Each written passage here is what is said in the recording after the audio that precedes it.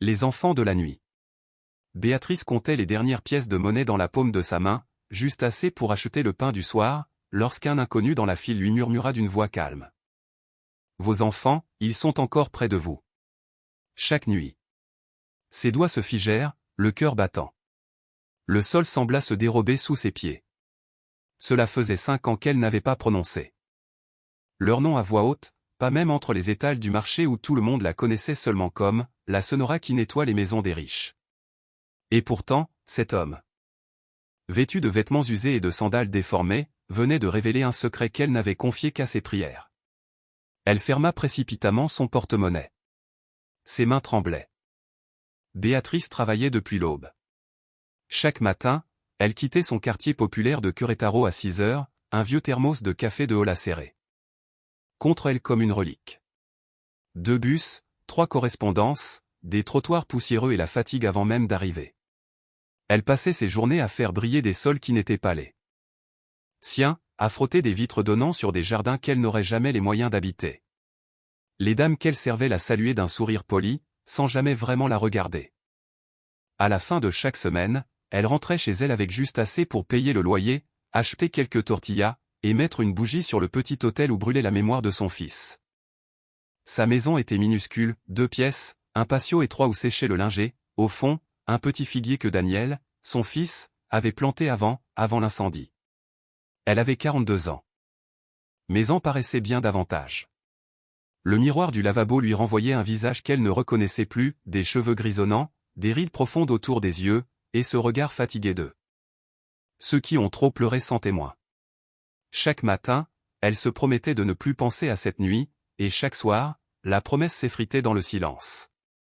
5 ans plus tôt, elle avait perdu Daniel, 16 ans, dans un feu. Un feu qui avait tout dévoré, les murs, les corps, les certitudes. C'était le 31 octobre. Une date qu'elle n'avait jamais oubliée. Ce soir-là, Daniel et sa petite sœur Sophia s'étaient disputés avec elle.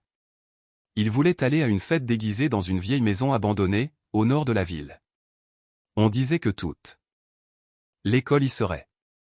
Béatrice, elle, s'y était opposée fermement, non. Cette nuit n'est pas pour jouer. Elle n'avait jamais aimé Halloween. Pas par superstition, plutôt par ce pressentiment ancestral transmis par sa grand-mère, cette nuit-là, les portes entre les mondes deviennent fines. Il ne faut pas les pousser. Daniel s'était emporté, criant qu'elle vivait dans un autre siècle. Qu'elle avait peur de tout.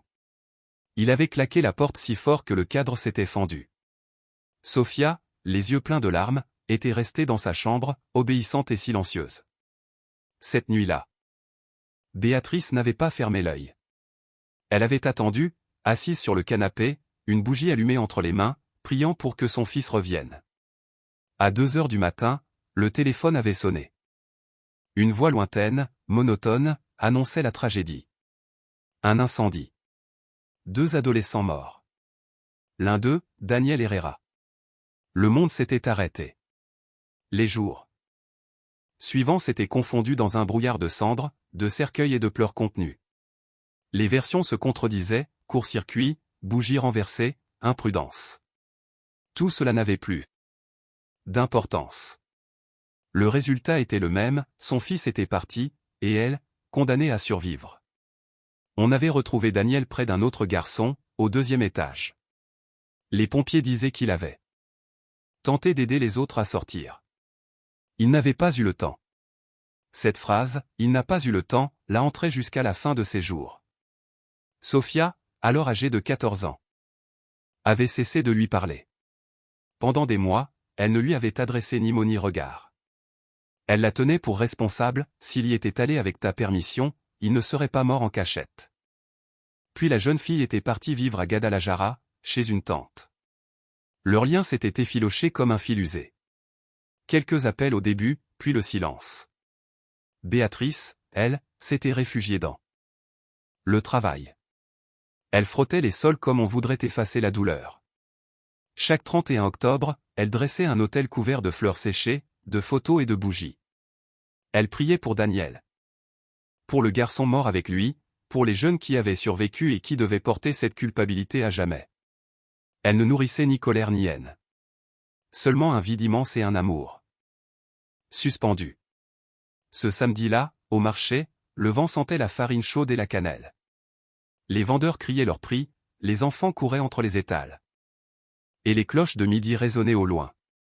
Béatrice achetait ce qu'elle pouvait, un peu de viande, des frijoles, quelques tortillas. Son vieux sac de toile pendait à son bras, lourd de provisions et de fatigue. À la boulangerie, la file s'étirait lentement. Devant elle, des familles riaient, derrière, un homme attendait en silence. Elle se retourna machinalement. Il avait une allure simple. Une chemise de coton délavée, un pantalon usé, des sandales fendues. Ses cheveux tombaient sur son front, et pourtant, ce furent ses yeux que Béatrice ne put oublier, profonds, paisibles. D'une lumière étrange, comme s'il regardait au-delà du visible. Quand arriva son tour, elle demanda 4 petits pains. Mais au moment de payer, elle se rendit compte qu'il lui manquait quelques pièces. Elle les chercha fébrilement dans son sac, consciente du soupir agacé de la femme derrière elle. C'est alors que la voix du vieil homme s'éleva, douce et claire. Vos enfants ne vous ont jamais quitté. Chaque nuit, ils sont là, près de vous. Le monde sembla s'arrêter. Béatrice tourna la tête, le souffle coupé. Comment pouvait-il savoir? Personne ici ne connaissait son histoire. Elle n'en parlait jamais. Pas même à ses voisines. L'homme lui tendit les 2 pièces manquantes, sans insister. Ses doigts effleurèrent les siens, une chaleur étrange les traversa. Un frisson d'une douceur irréelle. Elle paya, prit le pain et s'éloigna précipitamment. Son cœur battait si fort qu'elle dut s'appuyer contre un étal de fleurs pour reprendre son souffle. L'odeur du jasmin et du copal la ramena un instant sur son autel de novembre. Quand elle leva de nouveau les yeux, l'homme avait disparu. Elle balaya la foule du regard, rien. Ni sa chemise pâle. Ni ses sandales. Comme s'il s'était fondu dans l'air. Elle resta là, immobile, le sac du pain serré contre sa poitrine. Les mots résonnaient dans sa tête. Vos enfants sont encore près de vous. Chaque nuit. Sur le chemin du retour, le soleil déclinait lentement, drapant le ciel de teintes roses et orangées. Les enfants du quartier jouaient au ballon dans la poussière. Une vieille balayait devant sa porte, le bruit du balai se mêlant aux cris des oiseaux. Tout semblait normal, banal, presque apaisant. Et pourtant, rien ne l'était plus. Pour Béatrice. Chaque pas la ramenait vers sa petite maison, mais son esprit demeurait ailleurs, là où le visible et l'invisible se frôlent. Elle repensait aux yeux du vieil homme, à sa voix si calme, à cette certitude qu'il avait dite sans trembler, chaque nuit. Arrivée devant sa porte, elle posa les pains sur la table et s'assit. La maison était silencieuse, baignée d'une lumière dorée. Elle regarda autour d'elle, le figuier dans le patio, la photo de Daniel sur l'autel, la bougie à moitié consumée de la veille.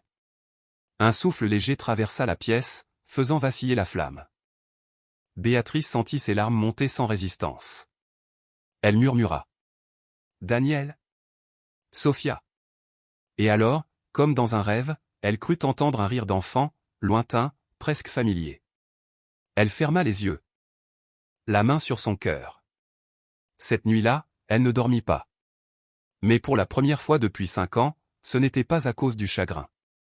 Elle sentit une présence dans la maison douce, paisible, bienveillante.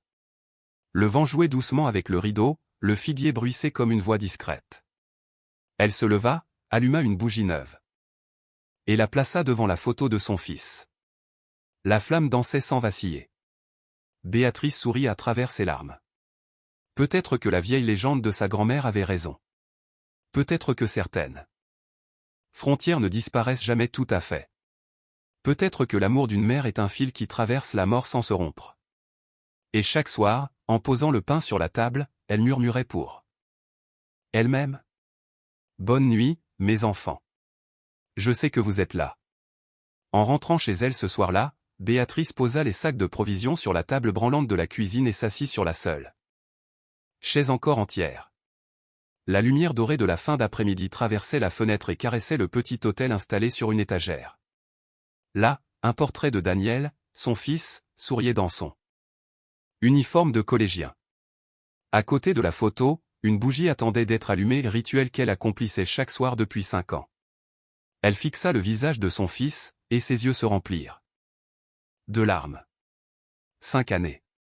5 longues années depuis cette nuit qui avait tout brisé, et la douleur demeurait intacte, vive comme au premier jour. Béatrice se leva lentement, prit une allumette et alluma la bougie, bien que le soleil n'ait pas encore disparu. La flamme vacilla un instant, puis se stabilisa, projetant une lumière tremblante sur le visage du garçon figé dans la photographie. Elle ferma les yeux et commença à prier, comme chaque après-midi. Mais cette fois, quelque chose brouillait ses mots. Les paroles de l'homme inconnu, rencontré au marché, s'étaient mêlées à ses prières. Tuijo Sigan Serka de Tikadanoche, tes enfants sont encore près de toi chaque nuit. Était-ce possible? Était-il concevable que Daniel soit réellement là, quelque part, veillant sur elle? Ou n'était-ce qu'une coïncidence? Une phrase vague, prononcée par un étranger qui aurait pu s'adresser à n'importe qui. Pourtant, une part d'elle fragile, obstinée, presque enfantine voulait croire que c'était un signe.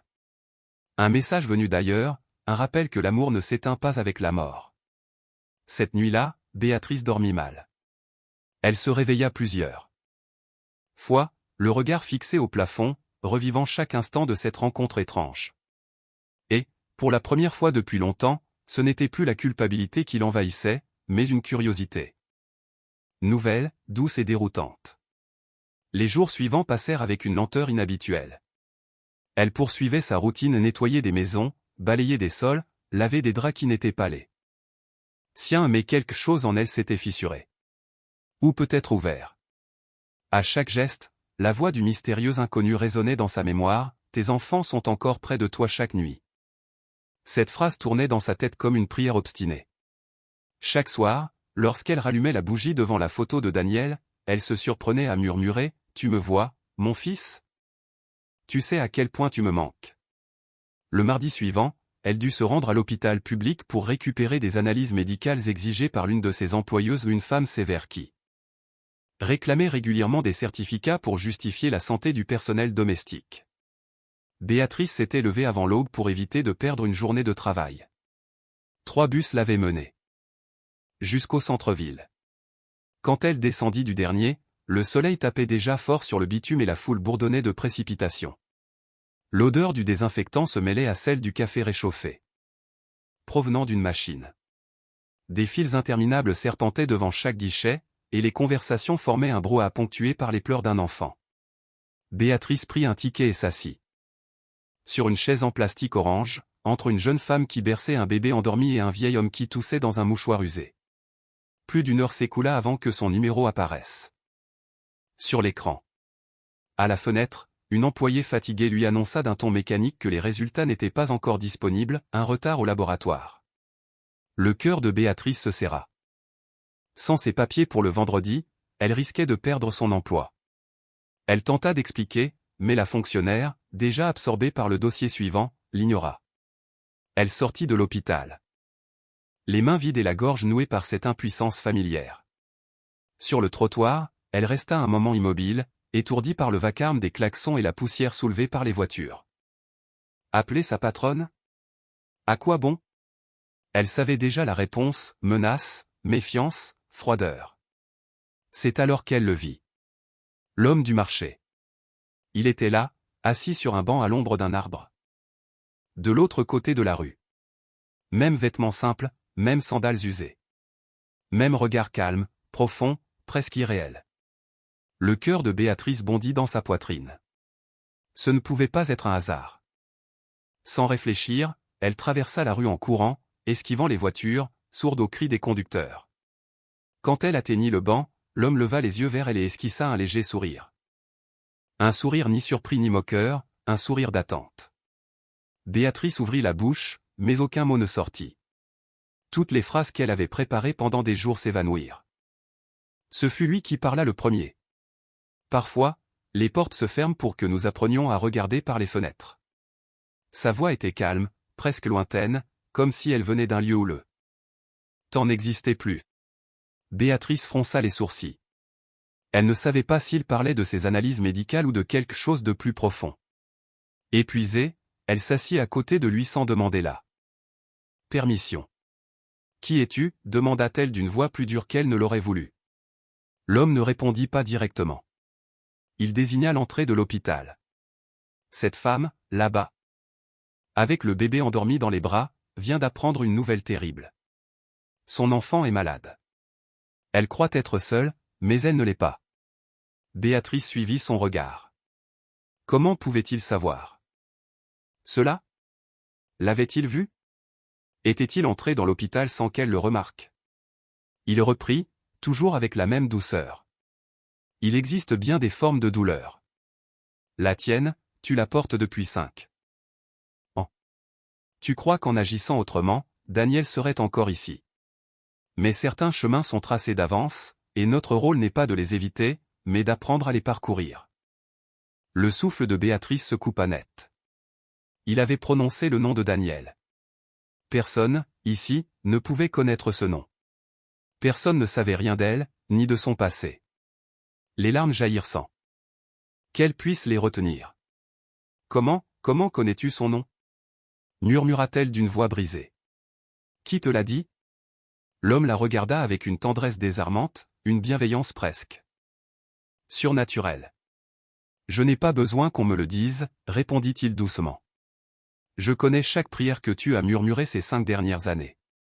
Chaque bougie que tu as allumée. Je connais le poids que tu portes chaque 31 octobre. Béatrice porta ses mains à son visage et éclata en sanglots. Les passants se retournaient, mais elle s'en moquait. Tout ce qu'elle avait refoulé jaillit d'un coup. La culpabilité, la douleur, la colère, la solitude. Tout se déversa là, sur ce banc, sous un arbre maigre qui ne donnait presque pas d'ombre. L'homme resta silencieux, immobile, à ses côtés. Il ne la toucha pas, ne chercha pas à la consoler, il attendit simplement, comme si le silence lui-même était une forme de compassion. Quand enfin les sanglots s'apaisèrent, Béatrice sortit un vieux mouchoir chiffonné de son sac et s'essuya les yeux. Elle se sentait vidée, mais aussi, étrangement, plus légère. Comme si une pierre, longtemps enfouie en elle, venait de se détacher. Alors? L'homme reprit la parole, d'une voix presque murmurée. Daniel t'a pardonné depuis longtemps. Maintenant, c'est à toi de te pardonner. Béatrice secoua la tête, incapable de parler. Comment pouvait-elle se pardonner? Comment effacer des années de remords? L'homme se leva lentement. Avant de partir, il tendit la main vers elle. Dans sa paume reposait un petit papier plié. Prends ceci. Quand tu seras prête, tu comprendras. Béatrice prit le papier sans oser le déplier. Quand elle releva la tête, l'homme s'était déjà fondu dans la foule. Elle resta là. Seule sur le banc, le papier serré contre son cœur. Le bruit de la ville reprit autour d'elle, les moteurs, les voix, les pas pressés. Mais pour la première fois depuis 5 ans, elle sentit quelque chose bouger en elle, une étincelle fragile, presque oubliée. Ce n'était ni foi ni certitude, mais peut-être l'espoir. Et tandis que la lumière de l'après-midi s'adoucissait, Béatrice comprit que certaines rencontres ne se cherchent pas, elles nous trouvent, au moment exact où notre cœur recommence à vouloir vivre. Béatrice tenta de suivre l'homme du regard, mais il disparut parmi la foule en quelques secondes. Ses doigts tremblaient lorsqu'elle déplia le petit morceau de papier qu'il lui avait remis. Une adresse y était inscrite d'une écriture nette, Cal Morleau 342. Colonia El Refugio. Elle ne reconnaissait pas cet endroit. Sans trop savoir pourquoi, elle glissa le papier dans son sac, comme si ce simple geste pouvait lui offrir une réponse. Elle resta assise un long moment sur le banc, immobile, essayant de comprendre ce qui venait de se passer. Derrière elle, le bruit régulier de l'hôpital continuait, des pas pressés, des voix, des portes qui s'ouvraient et se refermaient. Autour, la vie suivait son cours. Mais en elle, quelque chose s'était déplacé. Une fissure s'était ouverte dans la routine du deuil. Cet après-midi-là, elle ne retourna pas travailler. Elle appela la femme chez qui elle faisait le ménage et prétexta une maladie. Ce n'était pas vrai, elle avait simplement besoin de silence, de temps pour respirer. Elle marcha longtemps avant de rentrer chez elle, laissant le poids de ses pensées s'épuiser à chaque pas. Le pavé sous ses pieds lui rendait une forme d'ancrage, le vent chaud du soir effleurait son visage comme pour la rappeler à la terre. Quand elle arriva enfin dans sa petite rue, le soleil commençait à descendre, enveloppant tout le quartier d'une lumière dorée. Les murs de terre et les ruelles poussiéreuses semblaient baignés dans une paix fragile. Devant la boutique du coin, Don Roberto, assis sur sa chaise habituelle, lui adressa un signe.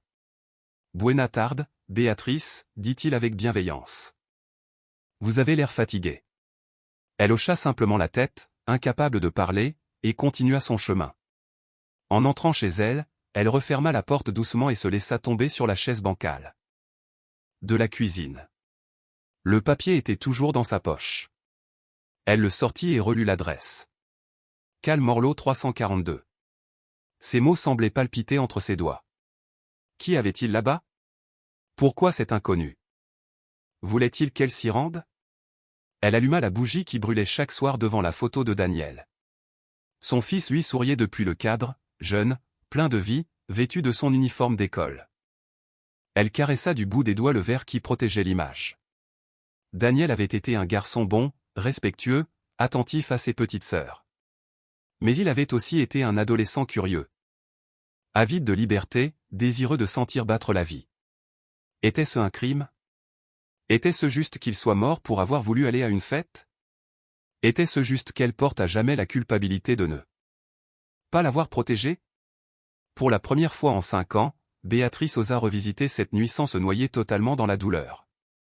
Elle se revit dans le salon, les bras croisés, la peur déguisée en colère, et Daniel sur le seuil, le visage fermé, prêt à partir malgré tout. Avant de fermer la porte, il s'était retourné un instant. Un regard bref, indéchiffrable. Pendant des années, elle avait interprété ce regard comme un reproche silencieux. Elle croyait qu'il lui en voulait de ne pas lui avoir donné sa bénédiction. Mais ce soir-là, quelque chose changea en elle. Et si ce n'était pas de la colère qu'elle avait lue dans ses yeux? Et si c'était la peur? Peut-être que lui aussi avait senti que quelque chose n'allait pas. Peut-être avait-il voulu rester. Mais que son orgueil de jeune homme l'en avait empêché. Cette pensée la transperça. Depuis si longtemps, elle s'était condamnée elle-même, et si Daniel avait simplement fait un choix? Comme tous les êtres humains? S'il avait suivi sa propre route, assumé son propre risque? La culpabilité se mêla à une étrange forme d'apaisement. Pour la première fois, elle acceptait l'idée que tout ne dépendait pas d'elle. Elle souffla la bougie et alla se coucher, même s'il n'était que 8 heures. Son corps réclamait le repos que son esprit refusait. Cette nuit-là, elle rêva de Daniel. Ils étaient dans la cuisine, comme autrefois les dimanches matins. Ils préparaient du café, et l'arôme chaud emplissait la pièce. Béatrice se tenait dans l'embrasure de la porte, observant chacun de ses gestes. Il se retourna vers elle, le sourire lumineux. « Je vais bien, maman, dit-il doucement. Tu n'as plus à souffrir pour moi. » Elle se réveilla en sursaut, les joues mouillées de larmes. Le rêve avait semblé si réel qu'elle mit quelques secondes à comprendre qu'elle était seule dans le noir. Le réveil affichait 3 heures du matin. Dehors, les chiens errants aboyaient à la lune. Béatrice se leva, incapable de se rendormir, et se dirigea vers la cuisine.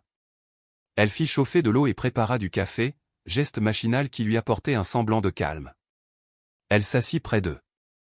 La fenêtre, la tasse chaude entre les mains, et laissa ses pensées vagabonder. Le papier était toujours là, sur la table. La lumière de la lampe faisait luire les mots. Cal Morleau 342. Demain. Elle irait. Elle devait savoir. Le lendemain matin, avant même le lever du soleil, Béatrice quitta la maison. Elle glissa l'adresse dans la poche de sa jupe et sortit sans prévenir personne.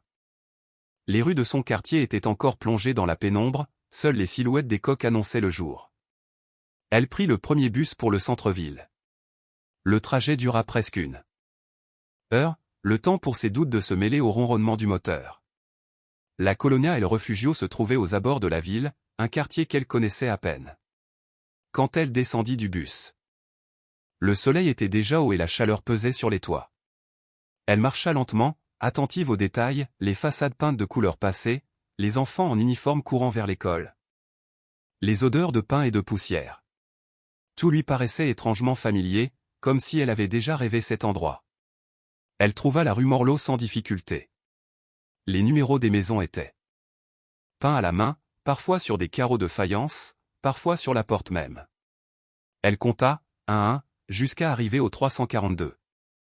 C'était une petite maison modeste, à un seul étage, avec des murs de béton brut et une grille noire. Dans le jardin étroit, des fleurs égayaient l'entrée, des géraniums rouges, une bougainvillée qui s'enroulait autour du mur. Quelqu'un prenait soin de ce lieu avec amour. Béatrice resta figée quelques instants, paralysée par une appréhension inexplicable.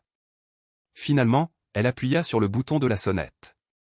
Le battement de son cœur résonnait dans ses oreilles. Une femme d'une cinquantaine d'années vint ouvrir. Elle avait le visage doux, encadré par des mèches grises, et portait un tablier taché de farine. « Oui » demanda-t-elle poliment. Béatrice hésita. Puis sortit le papier de sa poche. « On m'a donné cette adresse. Je ne sais pas pourquoi je suis ici. » La femme fronça légèrement les sourcils, puis son expression changea. Quelque chose dans ses yeux s'éclaira d'une reconnaissance silencieuse.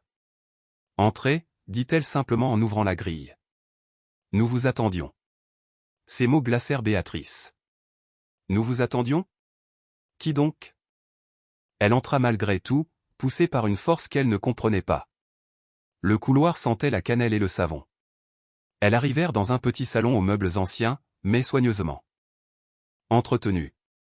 Sur les murs, plusieurs photographies encadrées attiraient la lumière. Béatrice s'arrêta net. Sur l'une des images, un jeune garçon souriait en uniforme de lycée. À côté, une autre photo le montrait plus jeune, courant sur un terrain de football. Son cœur se serra. La femme remarqua son trouble. « C'était mon fils, Roberto » dit-elle d'une voix douce. « Il est mort il y a 5 ans dans un incendie. » Les jambes de Béatrice se dérobèrent. Elle se retint au dossier d'un fauteuil pour ne pas tomber. « Roberto » murmura-t-elle. « Mon fils aussi est mort cette nuit-là. Il s'appelait Daniel. » Un silence dense s'installa. Puis la femme hocha lentement la tête. « Je sais. » Elle fit une pause avant d'ajouter. « Un homme est venu hier. Il m'a dit que vous viendriez aujourd'hui. Il m'a dit votre nom, et que vous aviez besoin d'être ici. » Béatrice sentit un frisson lui parcourir l'échine. « Un homme » demanda-t-elle, même si, au fond, elle connaissait déjà la réponse. Oui. Il portait des vêtements simples, et sa manière de parler, on ne peut pas l'oublier. Il a dit s'appeler Ressus. Le silence qui suivit sembla suspendre le temps. La lumière entra doucement par la fenêtre, caressant les cadres dorés des photos. Béatrice sentit les larmes lui monter aux yeux. Pour la première fois depuis 5 ans, elle eut l'impression que le poids qu'elle portait depuis si longtemps commençait à se dissoudre, remplacé par quelque chose d'inconnu, une paix fragile, mais réelle. Et dans ce calme, elle sut que rien, plus rien, ne serait jamais pareil. Jésus n'était pas un homme ordinaire. Pourtant, la manière dont cette femme prononça son nom fit comprendre à Béatrice qu'il ne s'agissait pas d'un simple passant. Ses jambes fléchirent, et elle s'effondra dans le fauteuil le plus proche. La femme s'assit en face d'elle. « Je m'appelle Guadalupe » dit-elle doucement. « Mes amis m'appellent Lupe. Voulez-vous un café ?» Béatrice hocha la tête, incapable de trouver ses mots. Elle n'avait ni faim ni soif, seulement besoin d'un moment pour comprendre ce qui lui arrivait. Lupe disparut un instant dans la cuisine. L'odeur du café emplit la pièce, chaude et réconfortante. Quand elle revint, elle posa 2 tasses fumantes sur la table basse et prit place en face d'elle. « Pendant 5 ans, j'ai cru que j'allais devenir folle » commença-t-elle en fixant la vapeur qui s'élevait de sa tasse. « Roberto était mon fils unique. » Sa voix se brisa légèrement. « Son père nous a quittés quand il avait 3 ans. Nous avons grandi ensemble, lui et moi. Je travaillais jour et nuit dans une usine pour lui offrir ce que je pouvais. Ce n'était pas grand-chose, mais il ne se plaignait jamais. C'était un bon garçon. » Béatrice écoutait sans interrompre, le cœur serré. Chaque mot résonnait en elle comme un écho de sa propre douleur. « Cette nuit-là, » reprit Lupe, « il m'avait demandé la permission d'aller à une fête. J'ai refusé, j'avais un mauvais pressentiment. Il s'est mis en colère, m'a dit des choses terribles. Il m'a traité d'aigri, de mère qui ne comprenait rien. puis il est sorti en claquant la porte. C'est la dernière fois que je l'ai vu vivant. Les larmes montèrent aux yeux de Béatrice. C'était la même histoire que la sienne, le même chagrin, le même vide. Deux mères séparées par la vie. Unies par la perte. Les premières années ont été un enfer, continua Lup. Je ne dormais plus, je ne mangeais plus. J'ai perdu mon emploi. Plusieurs fois, j'ai pensé en finir, mais quelque chose m'en empêchait. Une petite voix me disait, ce n'est pas fini. Il reste quelque chose à faire. Béatrice leva les yeux. Et qu'était-ce? Je ne l'ai compris que récemment. Lup se leva. Alla vers une commode et en sortit une vieille chemise remplie de papier jauni. Elle la posa sur la table et l'ouvrit avec précaution. À l'intérieur, il y avait des coupures de journaux parlant d'eux. L'incendie, des rapports d'enquête, des noms entourés, des adresses griffonnées sur les marges. J'ai commencé à chercher les familles des autres garçons qui étaient là cette nuit-là. Ceux qui ont survécu. Eux aussi portent un poids immense. Béatrice parcourut du regard les documents étalés devant elle, des visages, des dates, des lieux, 6 familles, expliqua Lup. 6 jeunes qui ont survécu, mais qui ne se sont jamais pardonnés. Certains sont tombés dans la drogue, d'autres ont tout quitté. J'en ai rencontré 4. À chacun, j'ai dit la même chose. Je ne les blâme pas. Ils étaient des enfants, mon fils aussi a fait un choix. Et cela les aide, demanda Béatrice d'une voix hésitante. Je ne sais pas, répondit Lup avec un sourire triste. Mais moi, oui. Chaque fois que je dis que je pardonne, je sens que je respire un peu mieux. Comme si Roberto me murmurait que je fais ce qu'il faut. Béatrice fixa les papiers. Un nom attira son attention, Mariana Lopez. Elle se souvenait d'elle, une jeune fille tremblante, au regard rouge et vide, lors des funérailles de son fils Daniel. Sa mère l'avait serrée si fort qu'on aurait dit qu'elle craignait de la voir disparaître à son tour. Jésus m'a dit que vous aussi, vous deviez faire cela, ajouta Lup calmement. Il m'a dit que vous portiez une culpabilité qui n'était pas là. Vôtre. Que vous croyez depuis 5 ans que vous auriez pu empêcher la tragédie. Mais personne n'aurait pu, ni vous, ni moi, ni les enfants. Ce fut un accident terrible, mais un accident. Béatrice secoua la tête, les mains crispées sur ses genoux. Si j'avais été plus ferme, si j'avais fermé la porte à clé. Et si, moi, j'avais serré Roberto au lieu de le laisser partir en colère? Coupa Lup. Et si le propriétaire avait démoli la maison? Et si l'inspecteur municipal avait fait son travail? Et si? Elle s'interrompit, la voix pleine d'une sagesse douloureuse. Nous pouvons inventer 1000 versions de ce qui aurait pu être différent. Aucune ne changera ce qui s'est passé. Les mots tombèrent comme des coups de marteau, mais Béatrice sentit quelque chose se fissurer en elle. Pendant des années, elle avait construit une forteresse de culpabilité autour de sa peine. À cet instant, les murs commençaient à se craqueler. Jésus m'a aussi dit une autre chose, murmura Lup. Il a dit que Roberto et Daniel étaient ensemble. Qu'ils ne sont pas seuls.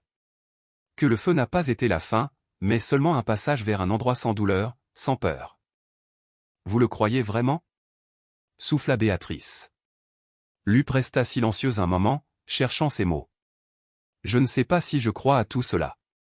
Je n'ai jamais été très religieuse. Mais quand cet homme a parlé, j'ai ressenti quelque chose que je n'avais pas ressenti depuis des années, la paix. Comme si Roberto m'enlaçait de loin, pour me dire que tout allait bien. Béatrice ferma les yeux. Elle voulait croire, elle aussi. Croire que Daniel reposait en paix, qu'il ne lui en voulait pas. Mais la douleur s'accrochait encore à elle, sourde et profonde. Lup se leva doucement. Vous avez faim? J'étais en train de faire des tortillas quand vous êtes arrivé. Ce n'est pas grand-chose, mais on peut partager. Béatrice accepta d'un signe de tête. Elle ne voulait pas partir? Pas encore. Elles s'assirent dans la petite cuisine, où le soleil de l'après-midi filtrait à travers les rideaux. Lup raconta comment Roberto adorait jouer au football, comment il faisait rire tout le monde, comment il rêvait d'être ingénieur. Béatrice parla de Daniel, de sa gentillesse, de sa façon d'aider sans qu'on le lui demande, de son rire qui emplissait la maison. Parler de lui sans pleurer était nouveau. La douleur restait, mais elle avait changé de forme, plus douce, presque apaisante. Quand elles eurent terminé le repas, Lup lui montra la maison. Dans la chambre de Roberto. Tout était resté comme avant, le lit fait, les livres rangés, les trophées de football alignés sur une étagère. Lup effleura une chemise du bout des doigts. C'est difficile de se séparer de ses affaires, murmura-t-elle. On a l'impression de le trahir. Je sais, répondit Béatrice. Moi non plus, je n'ai jamais touché à la chambre de Daniel. Elles restèrent là, debout, silencieuses. Deux mères partageant une même absence. Le soleil descendait lentement, allongeant les ombres sur le sol. Jésus a dit qu'il reviendrait, dit enfin Lup. Qu'il reviendrait quand nous serions toutes. Les deux réunis. Pour faire quoi, demanda Béatrice. Je ne sais pas. Mais quelque chose me dit qu'il faut attendre. Alors elles s'assirent dans le salon, côte à côte. Lup alluma une bougie sur le petit autel près de la photo de Roberto. La flamme vacilla, puis se stabilisa, projetant une lumière douce sur leur visage. Béatrice pensa à toutes les nuits où elle avait fait la même chose chez elle, devant le portrait de Daniel. Deux mères, deux autels, deux bougies pour deux fils qui ne reviendraient plus. Le silence qui les unissait n'était pas vide. Il était plein de présence. De compréhension, d'une compassion muette. Vers 5 heures, on frappa à la porte. Lup se leva vivement, essuya ses mains sur son tablier et alla ouvrir. Ce qu'elles allaient découvrir derrière. Cette porte changerait à jamais la manière dont elles percevaient la douleur, la foi et la rédemption. Parce qu'à ce moment précis, alors que la flamme vacillait et que la lumière du soir baignait la pièce, quelque chose ou quelqu'un s'apprêtait à leur rappeler que l'amour ne meurt jamais, qu'il ne fait que changer de forme, et qu'au-delà de la perte, il demeure, silencieux et éternel. Béatrice entendit d'abord des voix dans le couloir, puis la porte s'ouvrit doucement. Lup revint, accompagné de Ressus. Il portait les mêmes vêtements simples que la première fois. Une chemise de coton clair, un pantalon usé, et il marchait pieds nus sur le sol de ciment poli. Ses pas ne faisaient presque aucun bruit. Lorsqu'il entra, la lumière sembla changer. Imperceptiblement.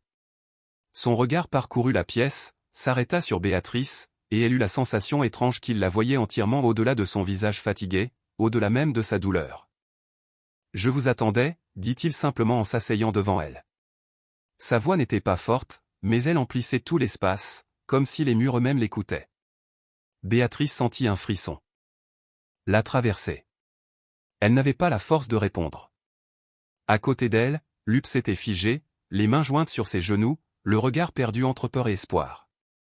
Ressus les observa un instant avant de poursuivre. Vous portez depuis trop longtemps un poids qui ne vous appartient pas. Ces mots résonnèrent en Béatrice comme un coup sourd. Elle sentit un nœud se former dans sa gorge. Ressus pencha légèrement la tête, ses yeux brillaient d'une douceur infinie. Vous pensez avoir échoué comme mère, continua-t-il. Vous croyez que si vous aviez été plus forte, plus sage, plus présente, vos fils seraient encore en vie. Mais vous vous trompez. Le silence devint presque tangible. Les mots tombaient comme des pierres dans une eau immobile. Béatrice sentit son cœur battre contre sa poitrine comme s'il voulait s'en échapper. Daniel et Roberto ont fait leur choix, reprit Ressus. Ce furent des décisions de jeunes hommes avides de vivre, qui voulaient appartenir. Qui voulaient tester les limites du monde. Vous les avez avertis, vous avez fait ce qu'une mère doit faire, mais ils ont choisi d'y aller malgré tout. Les larmes de Lup coulèrent enfin. Silencieuses, brillantes comme du verre sur ses joues. Ressus continua, d'une voix si calme qu'elle semblait suspendue hors du temps. La nuit de l'incendie, Daniel a tenté de sauver d'autres vies. Il n'a pas pensé à lui. Il a vu Roberto coincé sous une poutre tombée, et il n'a pas voulu le laisser seul. Ils sont morts ensemble, mais sans peur. À cet instant, ils savaient qu'ils avaient fait ce qui était juste. Béatrice sentit ses jambes se dérober. Personne ne lui avait jamais raconté ces détails. Les rapports de police étaient restés vagues, elle n'avait jamais eu le courage de poser des questions. Pourtant, cet homme devant elle semblait détenir une vérité que nul autre ne pouvait connaître. « Comment savez-vous cela » murmura-t-elle d'une voix tremblante. Ressus plongea son regard dans le sien. Parce que j'étais là. Quand la fumée envahissait la pièce et que les flammes grimpaient le long des murs, j'étais avec eux. Je les ai accompagnés dans leur dernier instant. Ils ne sont pas partis seuls. Le silence qui suivit était si dense qu'on aurait pu entendre battre le cœur de la maison. Lup se couvrit le visage de ses mains, secoué de sanglots. Ressus tendit alors ses mains. Sans réfléchir, les deux femmes les prirent. Ses paumes étaient chaudes, rugueuses, comme celles d'un homme habitué au travail manuel, mais il s'en dégageait une paix. Inébranlable. Vos fils sont en paix, dit-il avec douceur. Ils ne portent ni rancune ni remords. Ils ne vous reprochent rien. Mais vous, vous devez déposer ce fardeau, car d'autres ont besoin qu'eux. Vous leur montriez le chemin. Lup releva lentement la tête, les yeux rougis. Quels autres demanda-t-elle d'une voix brisée. Ressus désigna la table où reposait encore la chemise remplie de coupures de journaux et de notes. Les garçons qui ont survécu, leurs familles, et toutes celles qui, chaque année, perdent un enfant à cause d'une erreur, d'un accident, d'une décision irréfléchie. Vous connaissez ce chagrin. Vous pouvez les aider à ne pas s'y noyer comme vous l'avez fait. Béatrice secoua la tête. Je ne saurais pas comment. Je n'ai rien à leur offrir. Ressus esquissa un léger sourire. Tu as exactement ce qu'ils ont besoin d'entendre, ton histoire. Ton chagrin transformé en compréhension. Et surtout, 5 années de survie face à une douleur que tu croyais mortelle.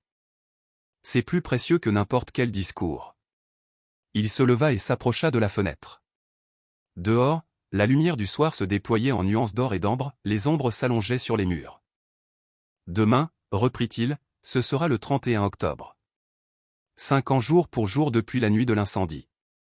Je veux que vous y alliez ensemble. Allumez des bougies à cet endroit, pas seulement pour Daniele. Roberto, mais pour tous les jeunes qui, ce jour-là encore, s'approchent du danger sans le savoir. Priez pour eux. Sa voix devint plus basse, presque un murmure. Demandez à Dieu de les accompagner. Comme il a accompagné vos fils. Béatrice sentit le sang se glacer dans ses veines. Elle n'était jamais retournée là-bas. Même passer dans cette rue lui avait été impossible depuis 5 ans. Rien qu'à y penser, son cœur se serra. Je ne peux pas, souffla-t-elle. Je ne peux pas y retourner. Ressus s'agenouilla devant elle. Il prit ses mains entre les siennes, la regardant avec une intensité à la fois bouleversante et apaisante. Tu le peux. Et tu n'iras pas seul. Lup sera à tes côtés, et moi aussi, même si tu ne me vois pas. Lup tremblait encore, mais elle hocha lentement la tête. D'accord, dit-elle d'une voix décidée. Nous irons ensemble. Ressus se redressa. Il sortit quelque chose de sa poche et le posa délicatement sur la table, 2 petites croix en bois sculptées. À la main. Elles n'étaient pas parfaites, leurs contours irréguliers témoignaient du travail patient d'un artisan simple, mais elles semblaient vibrer d'une lumière intérieure. Emportez-les. Demain, leur dit-il. Qu'elle vous rappelle que la mort n'est pas une fin, seulement un passage. Et que l'amour, lui, ne meurt jamais, même lorsque les corps disparaissent. Béatrice prit la sienne. Entre ses doigts. Le bois était lisse, presque chaud. Elle sentit une douceur étrange l'envahir, comme si la croix contenait une présence. Ressus marcha vers la porte. Avant de sortir, il se tourna une dernière fois vers elle. Daniel te dit qu'il est fier de toi, murmura-t-il à Béatrice. Il te demande de ne plus pleurer pour lui, de vivre, d'être heureuse. Puis il se tourna vers Lup. Et Roberto te remercie de ne jamais l'avoir oublié. Mais il te supplie de ne plus t'enfermer dans sa chambre, d'ouvrir les fenêtres, de donner ses vêtements à ceux qui en ont besoin. Laisse-le partir, tout en sachant qu'il ne partira jamais vraiment. Les 2 femmes éclatèrent en sanglots. Ressus ouvrit la porte et quitta la maison sans un mot de plus. Béatrice voulut le suivre. Mais lorsqu'elle atteignit le couloir, il n'y avait plus personne. Dehors, la rue était déserte. Le soleil venait de disparaître derrière les toits, et le crépuscule peignait le ciel d'un violet profond. Elle revint dans le salon.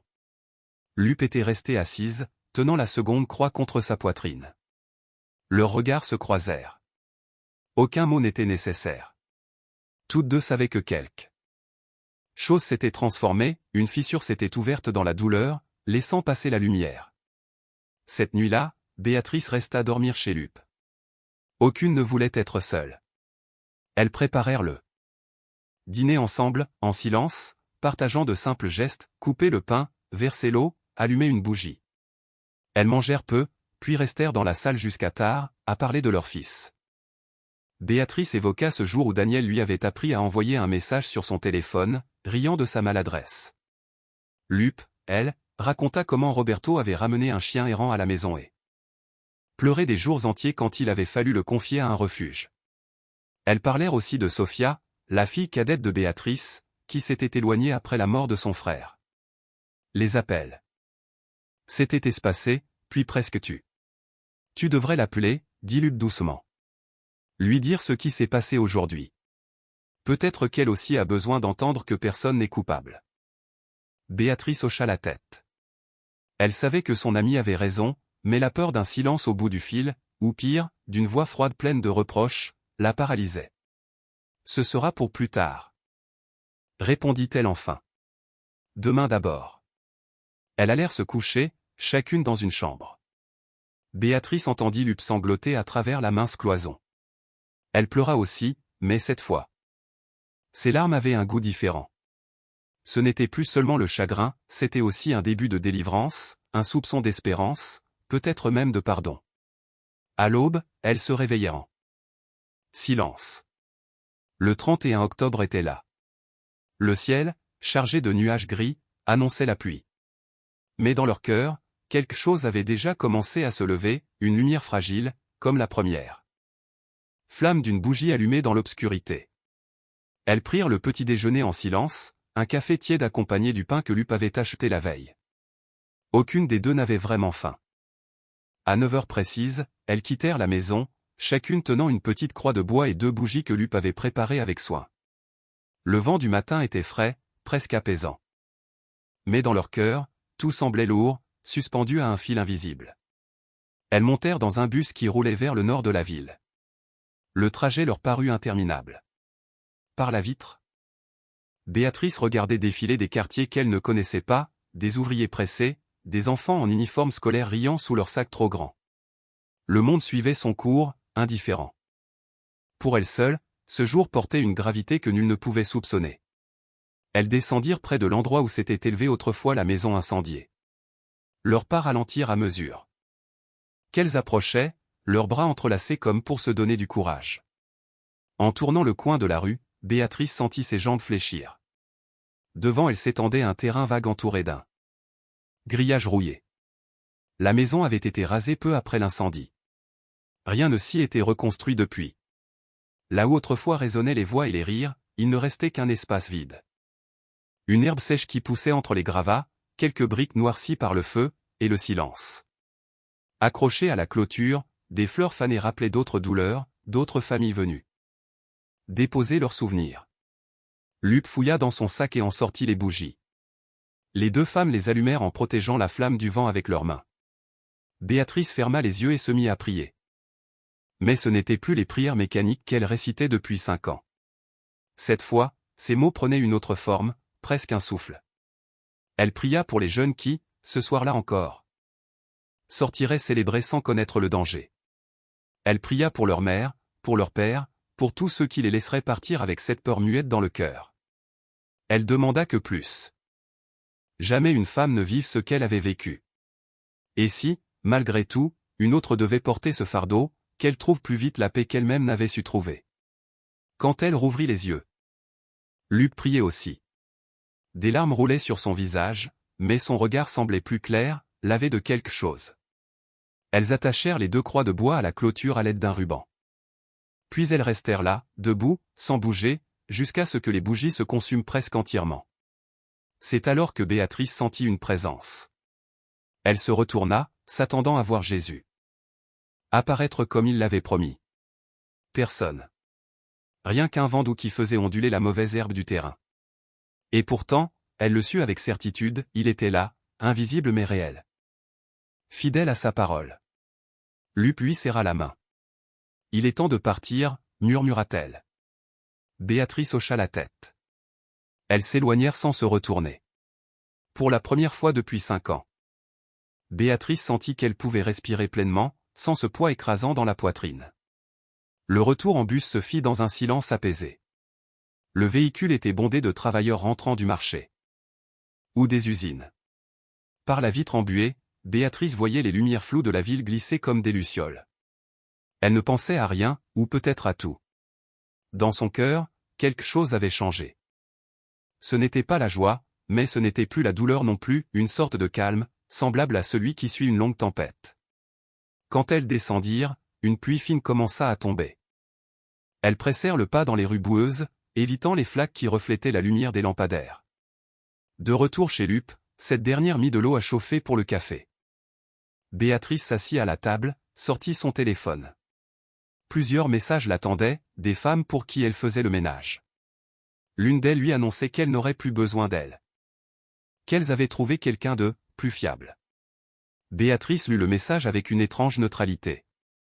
Une semaine plus tôt, ces mots l'auraient anéanti. Aujourd'hui, elle se contenta d'effacer. Le message sans un mot. Quelque chose ne va pas, demanda Lup en servant le café. J'ai perdu un emploi, répondit-elle simplement. Mais ce n'est pas grave. J'en trouverai un autre. Lup hocha la tête. Il y a une maquiladora pas loin d'ici. Il cherche toujours du monde. Ce n'est pas bien payé, mais c'est du travail honnête. Je te donnerai l'adresse. Béatrice la remercia. D'un signe. Elle but lentement son café, savourant la chaleur qui descendait dans sa gorge. Dehors, la pluie s'intensifiait, cognant sur le toit de tôle comme une mélodie ancienne. Les deux femmes restèrent là, à écouter le bruit de l'eau, chacune perdue dans ses pensées. Puis Lup rompit le silence. As-tu décidé si tu allais appeler Sophia? Béatrice se figea. Elle serra la tasse entre ses doigts. Je ne sais pas quoi lui dire. Il s'est passé tellement d'années. Et si elle ne voulait pas me parler? Et si, au contraire, elle n'attendait que ça, répondit doucement Lup. Peut-être qu'elle aussi a besoin d'entendre que rien n'était de sa faute. Béatrice hésita. Puis elle reprit son téléphone, ouvrit son répertoire. Le numéro de Sophia était encore là, comme une cicatrice qu'elle n'avait jamais osé toucher. Elle l'avait composé 1000 fois en pensée, sans jamais appuyer sur la touche d'appel. Cette fois, elle le fit avant de pouvoir changer d'avis. Une sonnerie. 2. 3. Elle allait raccrocher quand une voix familière résonna. Maman? Le mot tomba en elle comme une pierre dans un puits profond. Béatrice sentit sa gorge se nouer. Elle mit quelques secondes avant de pouvoir répondre. Oui, c'est moi. Un long silence suivit. Elle entendait la respiration de sa fille, les bruits indistincts d'un lieu public. Enfin, Sophia parla. Je croyais que tu n'appellerais jamais. Moi aussi, souffla Béatrice. Je ne savais pas si tu voulais encore entendre ma voix. Sophia soupira. J'ai toujours voulu, maman. Mais j'avais peur. Peur. Que tu me dises que c'était ma faute, que j'aurais dû empêcher Daniel de sortir ce soir-là, que j'aurais dû être là. Les larmes jaillirent sans qu'elle puisse les retenir. Non, ma fille. Ce n'était pas ta faute. Jamais. Ni la tienne, ni la mienne. Daniel a pris sa décision, et il en a payé le prix. Mais ce n'était la faute de personne d'autre. De l'autre côté du fil. Béatrice entendit sa fille pleurer. Deux voix unies dans la même douleur, séparées depuis 5 ans par la peur de se blesser encore. J'ai besoin de te voir, dit Sophia d'une voix brisée. Pas par téléphone. En vrai. Viens à Querétaro, où je viens te rejoindre, répondit Béatrice aussitôt. Ce que tu préfères. Je viens. Ce week-end. Elles restèrent encore quelques minutes à se parler. Entrecoupées de silence et de sanglots. Quand la conversation s'acheva, Béatrice posa lentement le téléphone sur la table, puis enfouit son visage dans ses mains. Lup s'approcha et la prit dans ses bras sans un mot. Elles restèrent ainsi longtemps, jusqu'à ce que les larmes s'assèchent, remplacées par une fatigue douce, presque purificatrice. Les jours suivants s'écoulèrent avec une tranquillité nouvelle. Béatrice alla à l'usine que Lup lui avait indiquée. On l'engagea pour le quart de l'après-midi. Le travail était répétitif, bruyant, mais il lui offrait quelque chose de précieux, la stabilité. Chaque semaine, elle recevait sa paie. Personne ne lui demandait de justificatif ou d'explication. Autour d'elle, d'autres femmes travaillaient en silence. Chacune portant son fardeau, veuve, mère seule, survivante de 1000 épreuves. Et dans cette communauté discrète, Béatrice sentit peu à peu renaître un sentiment oublié, la dignité. Un jeudi, Lup rentra avec sa fameuse chemise de coupure de journaux. Elle la posa sur la table, pointant du doigt un nom entouré de rouge. « Mariana Lopez », dit-elle. « Elle habite à 20 minutes d'ici. J'y suis allée 3 fois, mais elle n'était jamais là. Sa mère dit qu'elle travaille tard, dans un supermarché. Tu veux qu'on y aille ensemble ?» proposa Béatrice. Oui. Ce serait bien. Elle était présente, cette nuit-là. Elle a tout vu. Sa mère raconte qu'elle n'a plus jamais pu en parler. Qu'elle pleure encore chaque soir, seule dans sa chambre. Elles se mirent en route avant la tombée du jour. Le ciel, encore chargé de pluie, s'ouvrait peu à peu sur des éclats d'orange et de violet. Quand elles arrivèrent devant le vieil immeuble où vivait Mariana, Béatrice sentit qu'un nouveau chapitre commençait. Pas un chapitre de douleur, mais de réconciliation. Celui où les vivants apprennent à marcher avec leurs morts, non plus dans l'ombre, mais dans la lumière apaisée du souvenir. La mère de Mariana ouvrit la porte avec une expression de fatigue profonde, mais son regard s'adoucit aussitôt en les reconnaissant. « Vous êtes les mères de Daniel et de Roberto. N'est-ce pas ?» dit-elle d'une voix douce. « Entrez, je vous en prie. » Elle les fit passer dans une petite pièce modeste, aux meubles usés par les années. Sur les murs s'alignaient des photos de Mariana. À différentes époques de sa vie, enfant vêtue de blanc pour sa première communion, adolescente souriante lors d'une fête scolaire, puis jeune femme en uniforme d'un supermarché, le regard déjà un peu éteint. La mère leur offrit un verre d'eau avant de s'asseoir face à elle. « Depuis cette nuit-là, Mariana n'est plus la même », murmura-t-elle. Elle a quitté l'école, s'est éloignée de tous ses amis. Elle ne fait plus que travailler et dormir. Parfois je l'entends pleurer, et quand j'entre dans sa chambre, elle serre contre elle une photo de ses camarades, ceux qui ne sont plus là. Les mots tombèrent comme des pierres dans le silence. Béatrice sentit une douleur vive lui traverser la poitrine. Cette jeune fille portait une culpabilité qui ne lui appartenait pas. Tout comme elle-même avait porté la sienne pendant 5 longues années. « Pouvons-nous lui parler ?» demanda Lup d'une voix hésitante. La femme secoua la tête. « Elle n'est pas ici. Elle part très tôt le matin et rentre tard. Je crois qu'elle le fait exprès pour éviter de rester seule avec moi, pour ne pas avoir à parler. » Béatrice sortit un papier de son sac et y écrivit son numéro. « Donnez-lui ceci, s'il vous plaît. Dites-lui que nous voulons la voir. Qu'elle n'a rien à se reprocher. Nous avons juste besoin de lui parler. » La femme prit le papier, ses mains tremblant. Légèrement. « Je le lui donnerai. Je ne sais pas si elle appellera, mais je le ferai. » Quand elles quittèrent l'appartement, un sentiment d'inachèvement planait sur leurs épaules, comme si quelque chose d'essentiel restait suspendu dans l'air. Elles marchèrent longtemps sous le soleil de l'après-midi, en silence. Béatrice pensait à Mariana, à cette survivante prisonnière d'une nuit qui ne passait pas. Elle connaissait trop bien ce fardeau, la honte d'être encore en vie quand d'autres sont morts, la peur de sourire sans trahir ceux que l'on a perdus, cette hésitation à laisser entrer la lumière de peur d'oublier l'obscurité. Le samedi suivant, Sophia arriva. Béatrice l'attendait à la gare avec le cœur battant si fort qu'elle croyait que tout le monde pouvait l'entendre.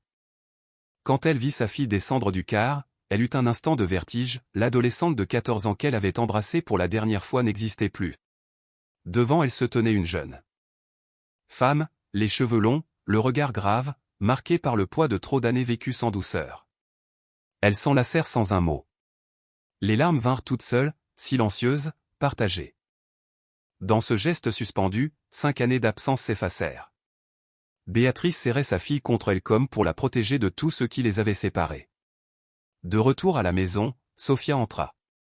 Lentement, observant chaque détail du petit appartement. Tout respirait la solitude, les murs silencieux, la vaisselle parfaitement rangée, la table vide. En s'approchant de la petite étagère, Son regard tomba sur l'autel.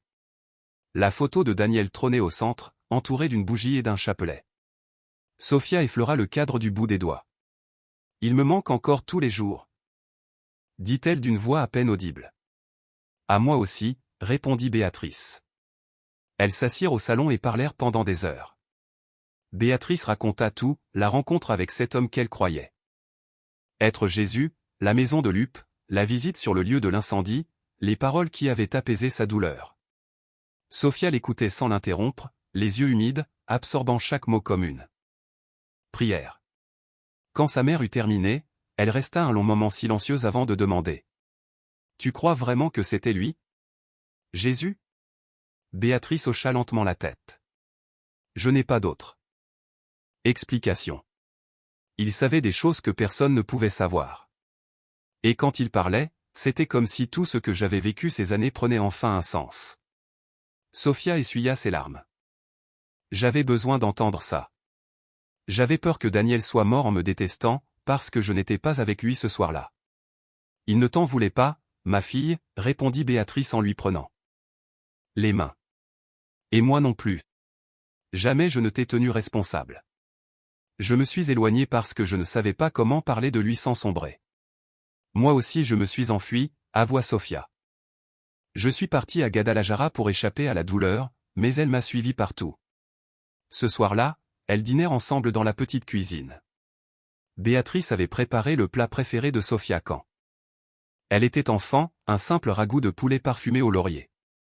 Sophia en mangea 2 assiettes pleines, et sa mère la regardait avec une joie timide, comme si elle redécouvrait sa fille à travers chaque bouchée.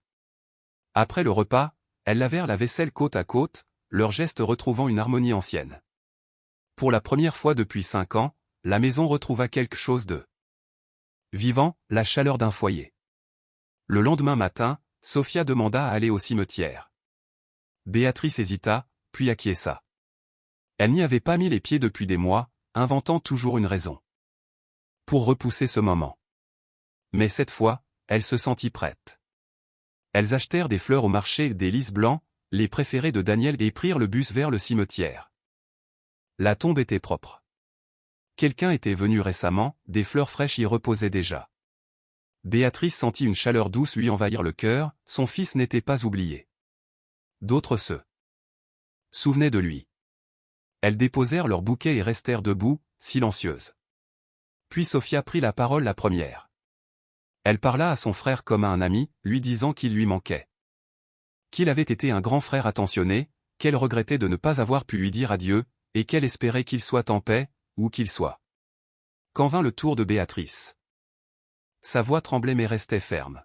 « Mon fils, je te pardonne d'être parti en colère ce soir-là. Je te pardonne la dispute. Je sais que tu voulais juste vivre ta vie. Et maintenant, enfin.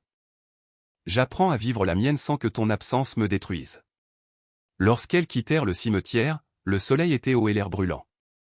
Elle marchait lentement vers la station d'autobus. Sophia lui parla de sa vie à Guadalajara, elle avait terminé ses études secondaires, travaillait dans un petit bureau. Ce n'était pas un grand emploi, mais il suffisait à payer son loyer. Elle avait des amis, pas de compagnons, juste une routine tranquille. Béatrice écoutait chaque mot avec une attention sacrée, comme si elle recueillait des fragments d'un trésor perdu. Chaque détail de la vie de sa fille était un miracle. Ce dimanche-là, quand Sophia repartit, elle promit de revenir bientôt, d'appeler plus souvent. Et Béatrice sut qu'elle tiendrait parole.